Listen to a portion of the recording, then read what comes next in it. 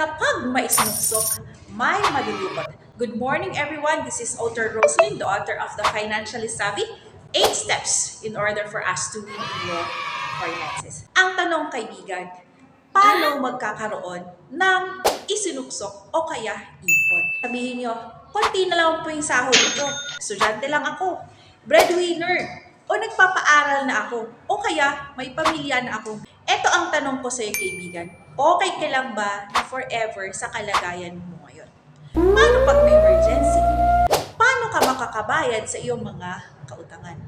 Kaibigan, kayang-kaya mo pagsimula at ngayon ang tamang panahon.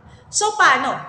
Una, simulan mo, kaibigan, sa pag-alam kung ano ang kailangan mo, yung need mo, at kung ano ang tanging kagustuhan o tinatawag natin na wants. Mula ngayon, kaibigan, pag ikaw ay mamimili, isipin mo muna, ito ba I need or want?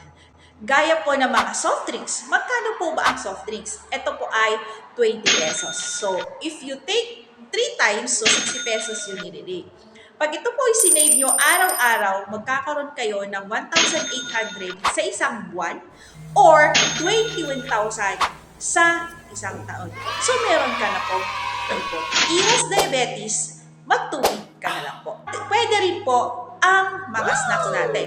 Almost po, pag-compute po tayo, makakasave tayo ng 3,200 a month or 38,000 in a year. So kaibigan, sana ay matutunan ka sa araw nito para ikaw ay makapagsimula ng iyong pag-ipon. Ito po ang tinatawag na financially savvy. Naglalaman po ito ng 8 steps para po tayo ay maging magaling in terms of decision making sa ating mga kaperahan. Ang libro po na ito ay pwedeng makuha bilang isang ebook o kaya ay hard copy. Meron din po ito sa Amazon.com. Pwede rin nyo akong i-follow para sa mga other tips. Maraming salamat po at sana po may matutunan kayo sa araw na ito.